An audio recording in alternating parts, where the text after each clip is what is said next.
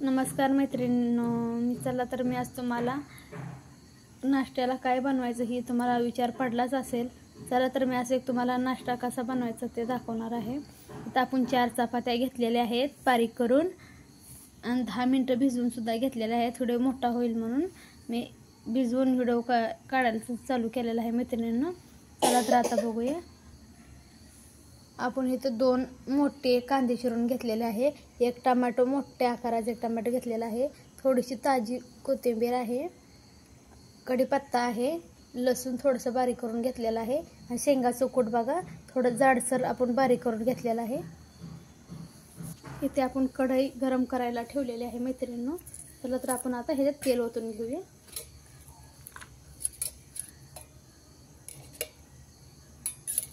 बघा तर आता आपण हे तेल ओतून घेऊया.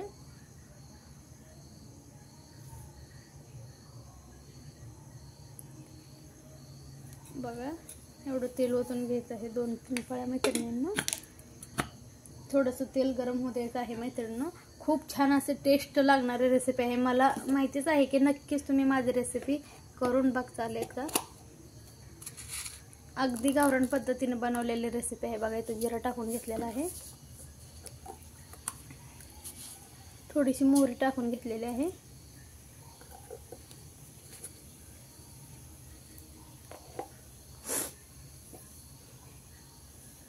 चांगली तड लाल होईपर्यंत आपण याला हे करून घेऊया, गरम करून. नंतर त्याच्यामध्ये आता कांदा टाकून घेऊया.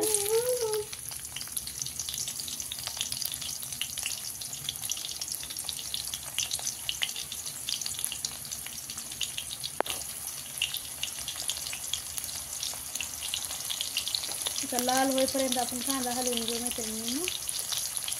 खूप छान आणि अगदी सोप्या पद्धतीने बनवलेली रेसिपी आहे. अगदी घरच्याच साहित्य असणारी रेसिपी आहे. ते तर साहित्य आपलं नेहमी असतं. कांदा थोडा जाडसच घ्यायचा आहे. आता आपण ह्याला लाल होईपर्यंत हलवून घेऊया. खूप छान रेसिपी मैत्रिणींनो, तुम्ही बी करून बघा एकदा. तुम्ही नक्की बनवचाल, मला त्याची गॅरंटी आहे. सपोर्ट करा मैत्रिणींना. मला माझे नवीन व्हिडिओ मी तुम्हाला दररोज शेअर करत जाईल मैत्रिणींना.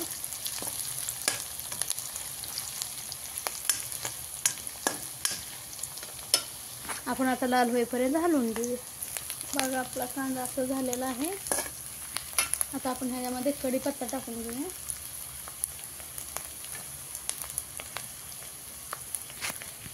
अगदी घरचंच मोजकं साहित्य आहे. जे घरी आहे ते सामान आपण हे साहित्य घालून बनवणार रेसिपी आहे. आपण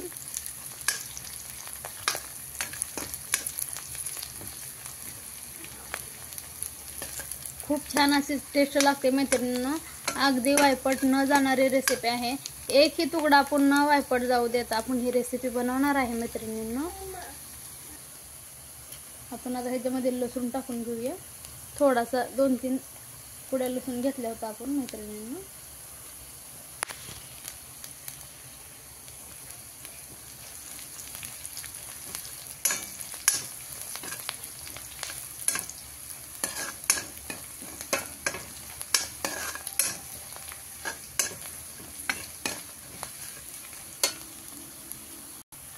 आता आपण थोडीशी हळद टाकून घेऊया.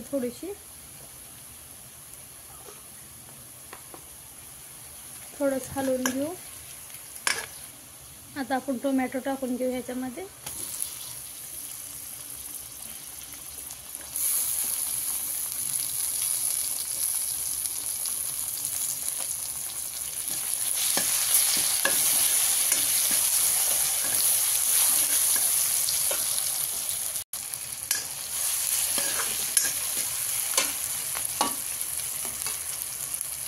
आता आपण याच्यामध्ये बारीक करून घेतलेले चपाती ह्याच्यात टाकून घेऊया.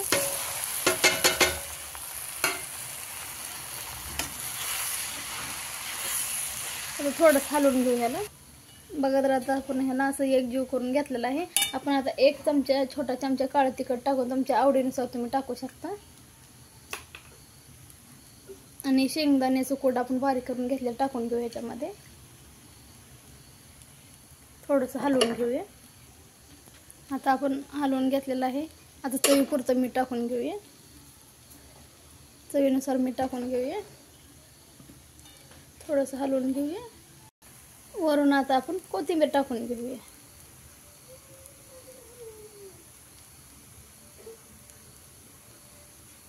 थोडंसं मंद आचेवर झाकून घेऊया. चला तर आता झाकण काढून बघूया आपण. बघा थोडंसं हलवून घेऊया. किती छान असं झालेलं आहे बघा.